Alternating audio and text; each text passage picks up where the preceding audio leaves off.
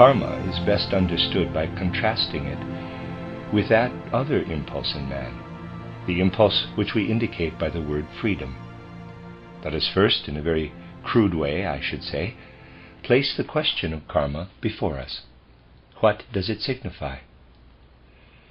In human life, we have to record the fact of successive earth lives. By feeling ourselves within a given earth life, we can look back, in thought at least, to begin with, and see how this present earth life is a repetition of a number of previous earth lives. It was preceded by another, and that in turn by yet another life on earth, and so on, until we get back into the ages where it is impossible to speak of repeated earth lives, as we do in the present epoch of the earth. For in going farther backward, we reach a time when the life between birth and death, and the life between death and a new birth, becomes so similar that the immense difference which exists between them today is no longer present. Today we live in our earthly body, between birth and death, in such a way that in everyday consciousness we feel cut off from the spiritual world. Out of this everyday consciousness, men speak of the spiritual world as a, in quotes, beyond. They even speak of it as though they might doubt its existence, as though they might deny it altogether, and so forth. This is because man's life within earthly existence restricts him to the outer world of the senses and to the intellect. The latter does not look far enough to perceive what really is connected with this earthly existence. Out of this countless arguments arise, all of which actually are rooted in something unknown.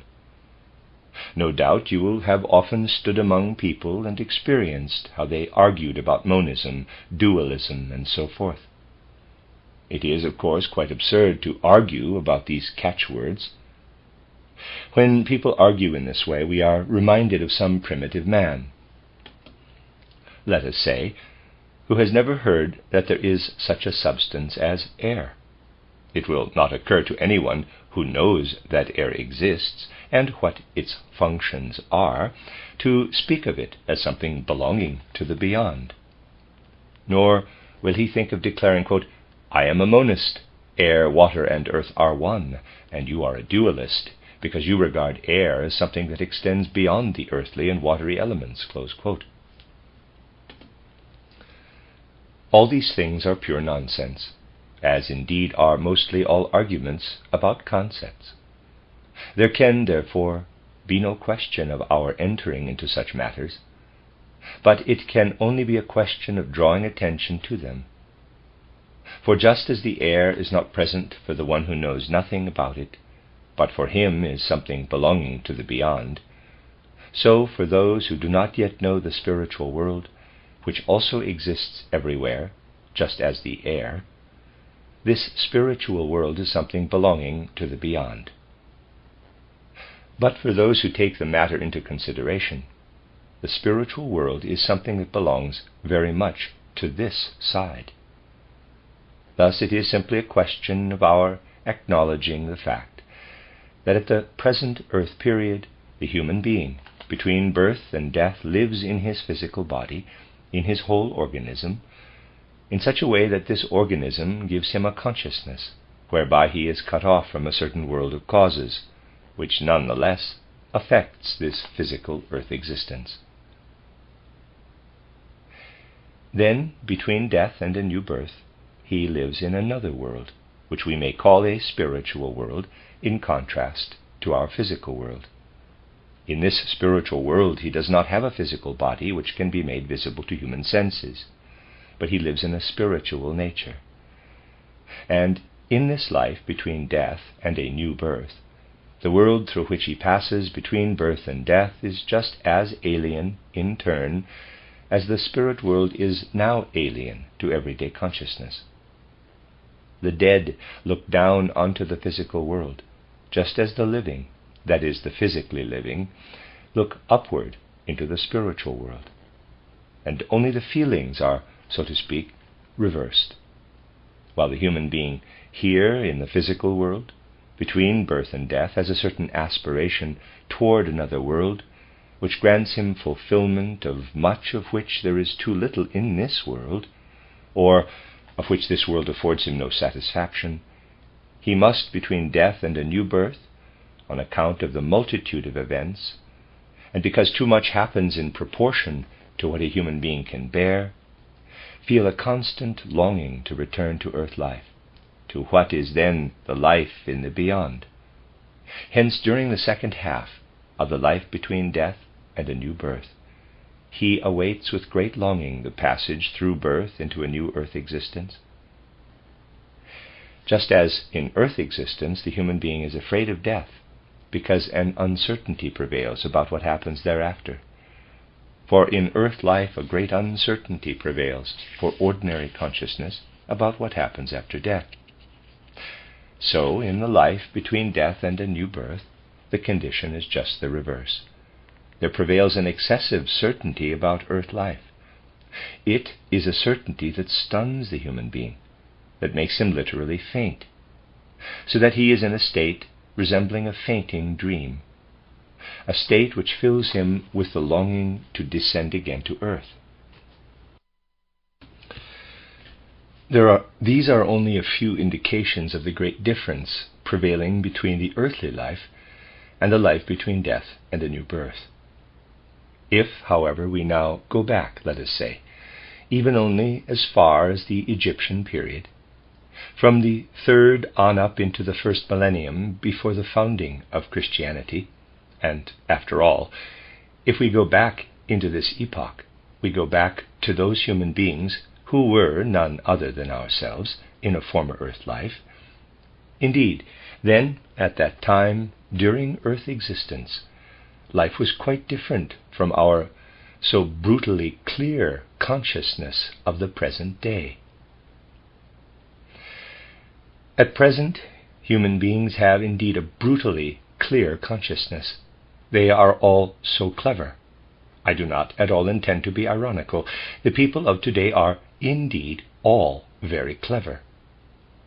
In contrast to this brutally clear consciousness of today, the consciousness of the human being of the ancient Egyptian period was much more dreamlike, a consciousness that did not, like ours, strike against outer objects. It passed through the world, as it were, without striking against objects. Instead, it was filled with pictures, which at the same time revealed something of the spiritual existing in our environment. The spiritual still penetrated into physical earth existence. Do not ask, how could a man with this more dreamlike consciousness, not the brutally clear consciousness of today, have performed the tremendous tasks which were actually achieved, for instance, in the ancient Egyptian or Chaldean epochs? You need merely call to mind the fact that mad people, at times in certain states of mania, possess an immense increase of their physical forces. They begin to carry things which they could not carry when in a completely clear state of consciousness. It was indeed a fact that the physical strength of the human beings of that time was correspondingly greater, although they were perhaps of slighter build than men of today. For as you know, it does not always follow that a stout man is strong and a thin man weak. But they did not spend their earthly life in observing every detail of their physical actions. Their physical deeds went parallel with experiences into which the spiritual world still extended. And again, when the people of that time were in the life between death and a new birth, then far more of this earthly life extended upward into the life beyond, if I may be allowed to use the expression upward. Nowadays it is exceedingly difficult to communicate with those who are present in the life between death and a new birth, for languages have gradually assumed a form no longer understood by the dead. Our nouns, for instance, soon after death are absolute gaps in the dead's comprehension of the earthly world. they understand nothing but the verbs, that is, the words of motion, of action. And while we here on earth have our attention constantly drawn by materialistically minded people to the fact that everything should be defined in an orderly manner, and every concept be limited and sharply defined, the dead no longer know anything of definitions. They only know what is in motion, not what has contours and is limited. But in more ancient times, that which lived on earth as speech, that which lived as usage and habit of thought, was still of such a nature that it extended up into the life between death and a new birth. And the dead still heard an echo of this long after their death, and also an echo of what occurred on earth even after their death. And if we go still farther back into the time following the catastrophe of Atlantis, the 8th and 9th millennium before the Christian era, the difference between the life on earth and the life in the beyond, if I may so describe it, becomes even more insignificant. And then as we go backward, we gradually reach the ages where the two lives are similar. We can then no longer speak of repeated earth lives.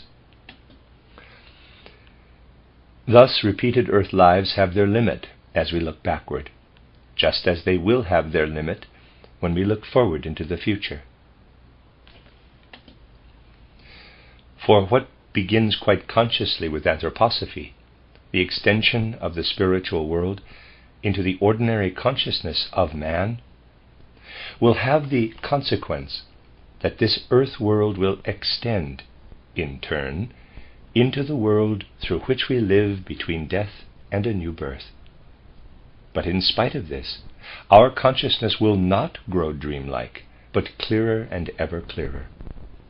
The difference will once again grow less, so that this living in repeated earth lives is limited by outermost boundaries, which then lead into quite another sort of human existence, where it is meaningless to speak of repeated earth lives, because the difference between the earthly and the spiritual life is not so great as it is today.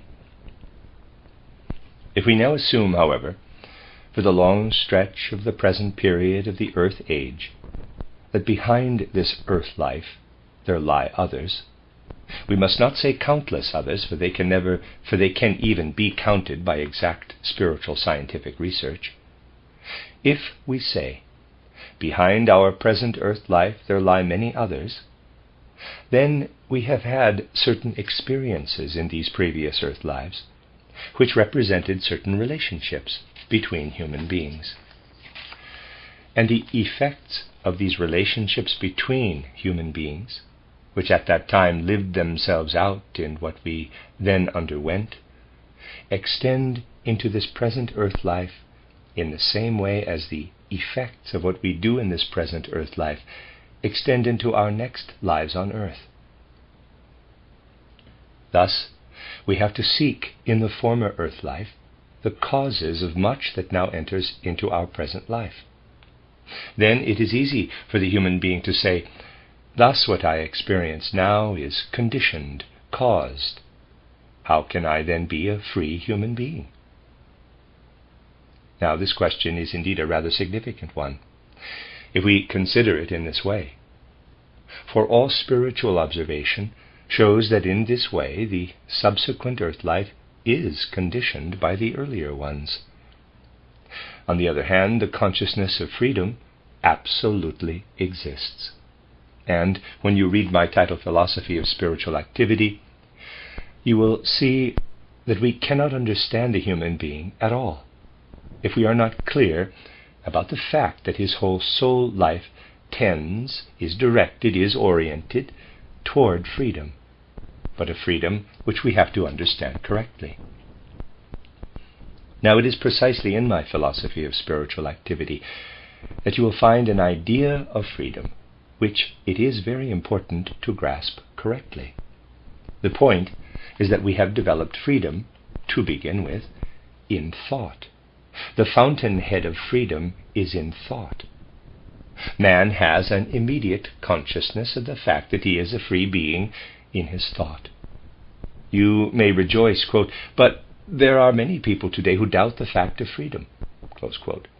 Yes, but this only proves that the theoretical fanaticism of people today is often stronger than their direct experience in reality. Because he is so crammed full of theoretical concepts, the human being no longer believes in his own experiences. Out of his observations of the processes of nature, he arrives at the idea that everything is conditioned by necessity. Every effect has a cause. All that exists has its cause. Thus, if I conceive a thought, this also has a cause. This has also a cause. He does not at once think of repeated earth lives in this connection, but he imagines that what wells forth from human thinking is caused in the same way as that which comes out of a machine. As a result of this theory of universal causation, as it is called, the human being blinds himself frequently to the fact that he bears very clearly within himself the consciousness of freedom. Freedom is a fact which we experience as soon as we really reflect upon ourselves. Now, there are also those who are of the opinion that the nervous system is just a nature system, conjuring thoughts out of itself.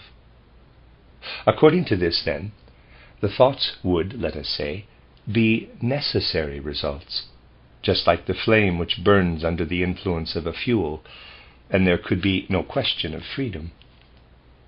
These people, however, contradict themselves in talking at all. As I have often related here, I had a friend in my youth who had a fanatical inclination, at a certain period, to think materialistically. Thus he said, quote, "When I walk, for example, then it is the nerves of the brain, infiltrated by certain causes, which bring my walking into effect." Close quote. This led at times to quite a long debate with him. I finally said to him on one occasion, quote, "Now, look here, you always say, 'I walk.' Why do you not say, 'My brain walks'? If you really believe in your theory, you ought never to say, 'I walk, I take hold of things,' but 'my brain walks, my brain takes hold of things.' Why do you tell a lie?" Close quote. These are the theorists, but there are also the practical men. If they observe any nonsense in themselves which they do not wish to stop, they say, quote, "Oh, I cannot get rid of that. It is just a part of my nature. It is there of its own accord, and I am powerless against it." Close quote. There are many such people. They refer to the immutable causation of their own nature. But as a rule, they do not remain consistent. If they happen to be showing off something they rather like about themselves, for which they need no excuse, but on the contrary are glad to receive a little flattery, they then abandon the aforesaid view. The fundamental fact of the free human being, a self-evident fact, can be directly experienced. Now, even in the ordinary, everyday earth life, it is a fact that we do many things in complete freedom, which, nevertheless, are of such a kind that we cannot easily leave them undone, and yet we do not feel our freedom in the least impaired through this fact. Let us suppose for a moment that you now resolve to build yourself a house. It will take about a year to build it. In a year you will live in it. Will you feel that your freedom has been curtailed through the fact that you then have to say to yourself, quote, "The house is now there, and I must move in. I must live in it. It is a case of compulsion." Close quote.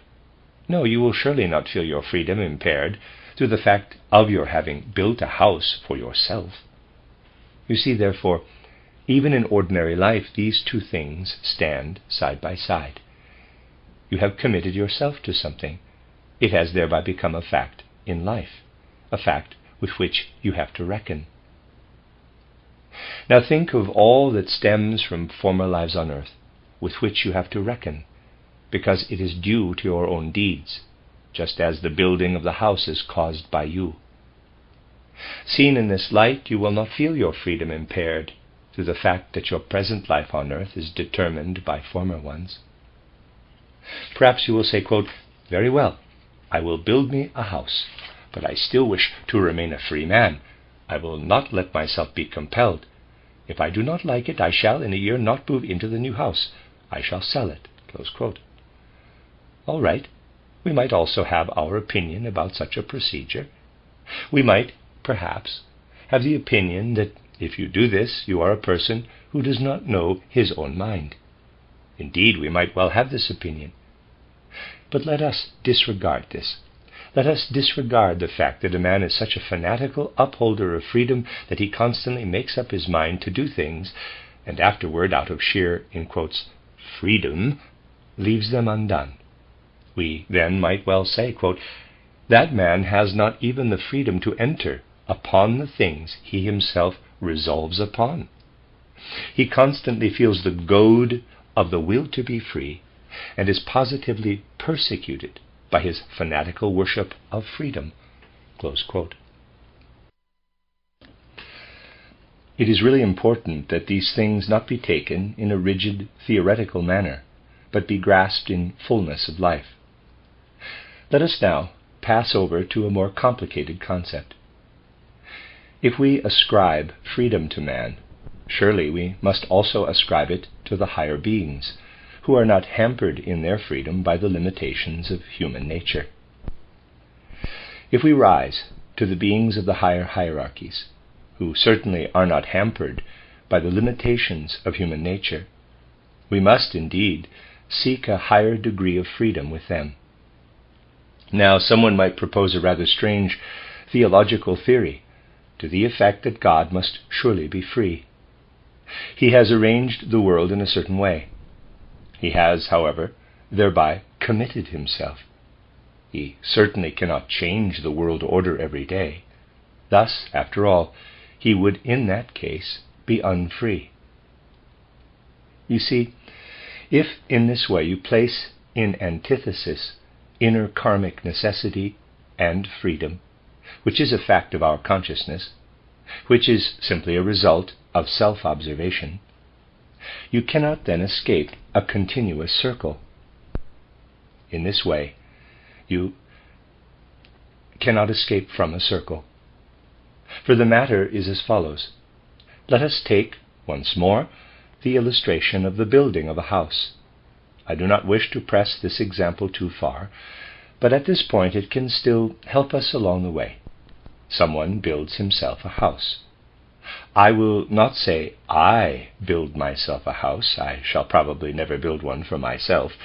But let us say, someone builds himself a house. Well, by this resolve, he does, in a certain respect, determine his future. Now, when the house is finished, and he takes his former resolve into account, no freedom apparently remains for him, so far as the living in the house is concerned. He himself has certainly set this limitation to his freedom. Nevertheless, apparently no freedom remains for him. But just think, how many things still remain for you to do in freedom within this house? Indeed, within it you are even free to be stupid or wise. You are free to be horrid or lovable to your fellow men. In the house you are free to get up early or late. Perhaps you may be under other obligations in this respect. But so far as the house is concerned, you are free to get up early or late. You are free to be an anthroposophist or a materialist within this house. In short, there are innumerable things still at your free disposal. Likewise, in an individual human life, in spite of the presence of karmic necessity, there are countless things at your free disposal. Far more than in a house, countless things, fully and really in the domain of freedom. Here you may perhaps be able to rejoin, quote, "Very well, we do then have a certain domain of freedom in our life," close quote. Indeed, that is so. A certain enclosed domain of freedom surrounded by the karmic necessity. Now, looking at this, you may assert the following. You may say, quote, well, I am free in a certain domain, but I now reach the limits of my freedom. I then feel the karmic necessity everywhere. I walk around in my room of freedom, but everywhere at the boundaries I come up against my karmic necessity and sense this necessity. Close quote. Indeed, my dear friends, if a fish thought likewise, it would be extremely unhappy in the water, for as it swims in the water, it reaches the water's boundary. Outside of the water, it can no longer live.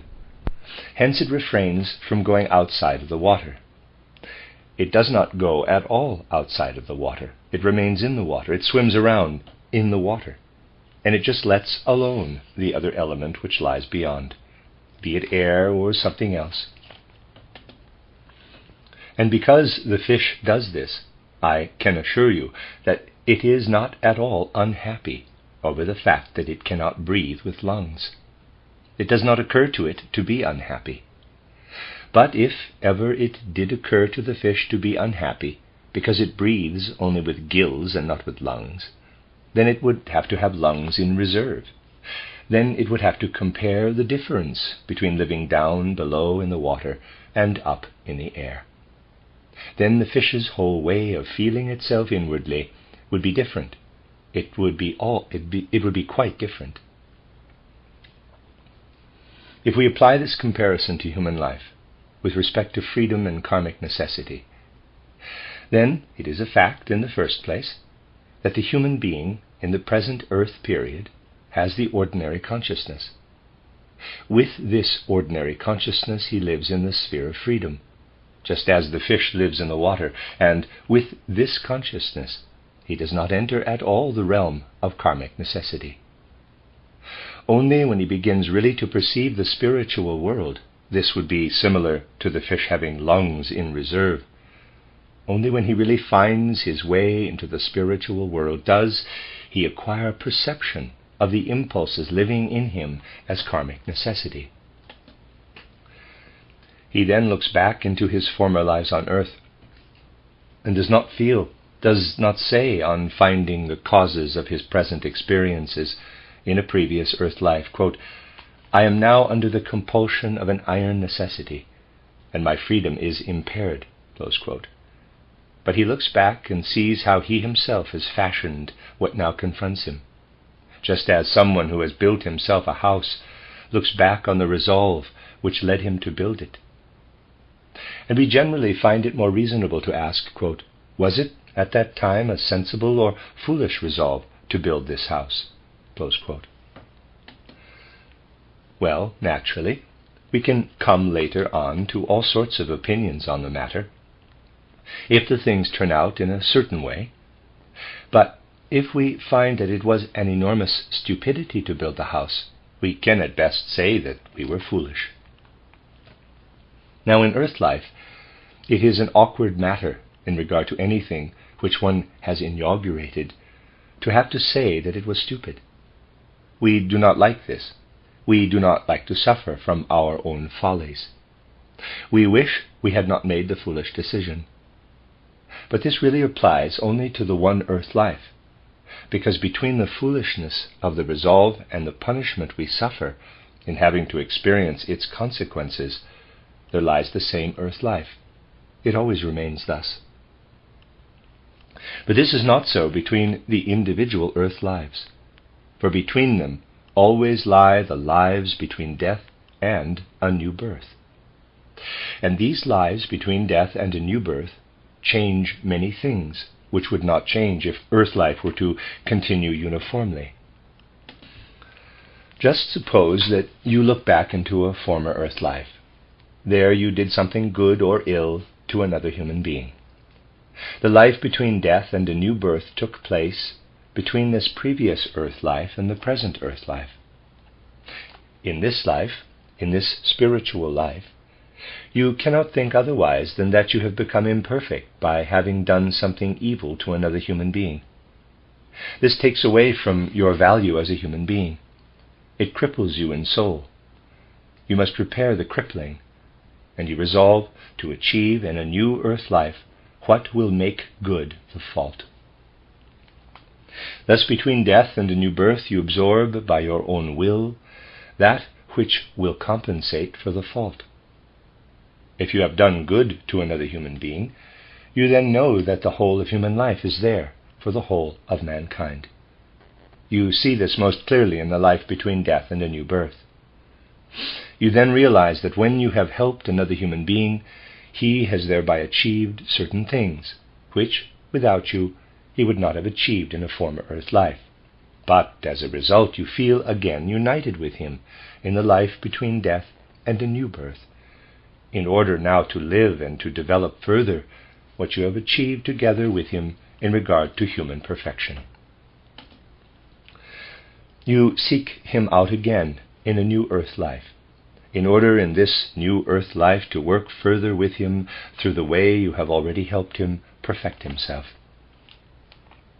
The fact is not at all that you might abhor such necessity, when we, through a real insight into the spirit world, now perceive the scope of this karmic necessity all around us. But the fact is that we look back upon this necessity and see how the things were which we ourselves had done, and then behold them in such a way that we say, quote, what occurs out of inner necessity has to happen. Out of complete freedom also it would have to happen. Close quote. We shall never have the experience of possessing a real insight into karma without being in agreement with it. If things result in the course of karma which do not please us, then we ought to consider them from the point of view of the general laws and principles of the universe. And we shall then realize more and more that after all, what is karmically conditioned is better than our having to begin anew, better than our being a book of blank pages with every new earth life. For as a matter of fact, we are ourselves our karma. We are ourselves that which comes over from previous earth lives. And it has no sense at all to say that something in our karma, alongside of which there exists definitely the realm of freedom, that something in our karma ought to be different from what it is, because it is not at all possible to criticize the single detail in an organically connected totality. Someone may not like his nose, but it is senseless to criticize merely the nose as such, for the nose a man has must actually be as it is, if the whole man is as he is. The one who says, quote, I should like to have a different nose, close quote, actually says that he would like to be an utterly different man. But in so doing, he really eliminates himself in thought. This we cannot do. Thus we cannot wipe out our karma, for we are ourselves our karma. Nor does it at all confound us, for it runs its course alongside the deeds of our freedom, and in no wise interferes with the deeds of our freedom. I should like to use still another comparison to make the point clear. As human beings, we walk, but the ground on which we walk is also there. No one feels interfered with in walking by having the ground underneath his feet. Indeed, he ought even to know that were the ground not there, he could not walk at all. He would fall through everywhere. It is thus with our freedom. It needs the, in quotes, ground of necessity. It must rise out of a foundation, and this foundation we ourselves are. As soon as we grasp in the right way the concept of freedom and the concept of karma, we shall be able to find them compatible, and we then need no longer shrink from a detailed study of the karmic laws. Indeed, in some instances, we may even come to the following conclusion. I now assume that someone, by means of the insight of initiation, is able to look back into former earth lives. He knows quite well when he looks back into former earth lives that this and that has happened to him, which has come with him into his present earth life.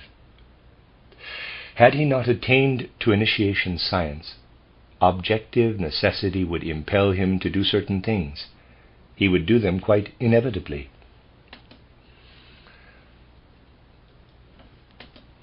He would not feel his freedom hampered by it, for his freedom lies in his ordinary consciousness, with which he never penetrates into the realm where this necessity acts, just as the fish never penetrates into the outer air.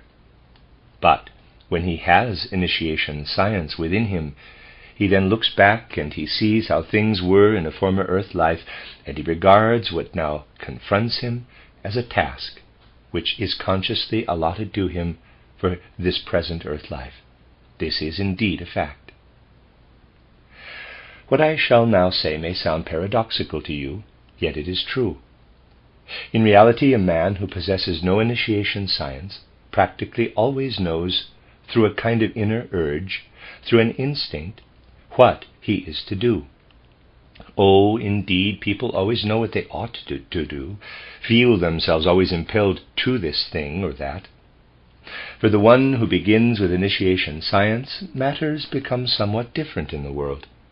As he faces life, quite strange questions arise in regard to the individual experiences.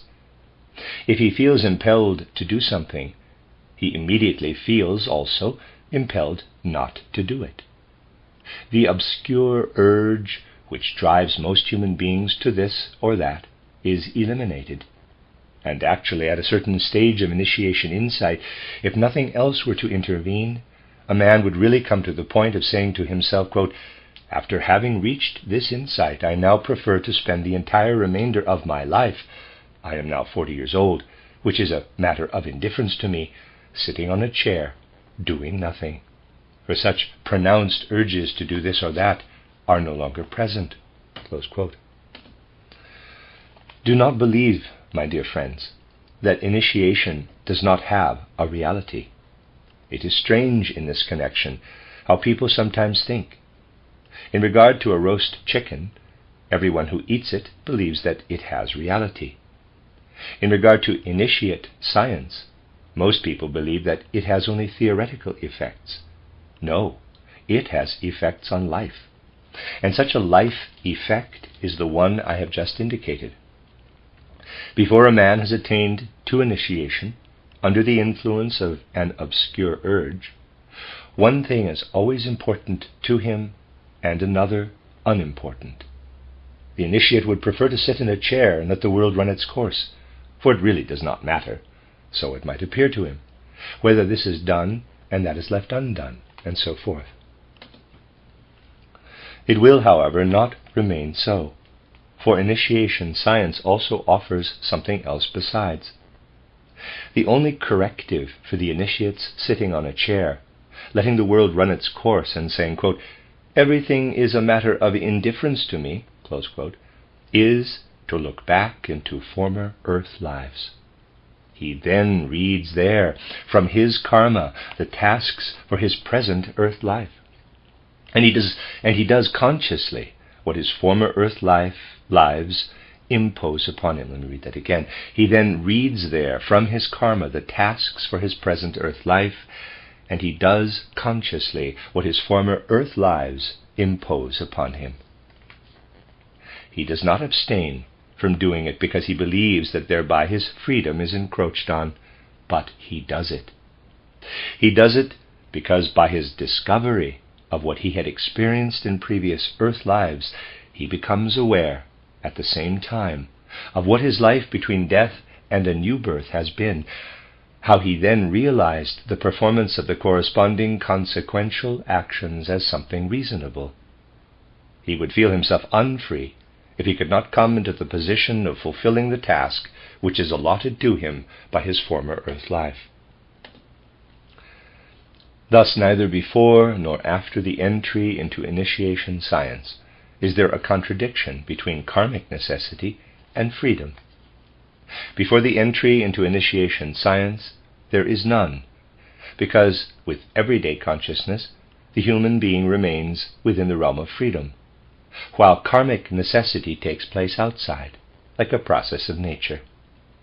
He has nothing that feels different from what his own nature inspires in him. Nor is there any contradiction after the entry into initiation science, because he is then quite in agreement with his karma and simply considers it reasonable to act in harmony with karma. Just as you do not say, if you have built yourself a house, quote, "The fact that I must now move in is hampering my freedom," close quote, but just as you will probably say, quote, "Well, on the whole it was quite sensible to build myself a house in this neighborhood and on this site. Now let me be free in this house," close quote. So likewise, the one who looks back with initiate knowledge into former earth lives knows that he becomes free by fulfilling his karmic task, by moving into the house which he built for himself in former earth lives. Thus, my dear friends, I wanted to explain to you the true compatibility of freedom and karmic necessity in human life. Tomorrow we shall continue, going more into the details of karma.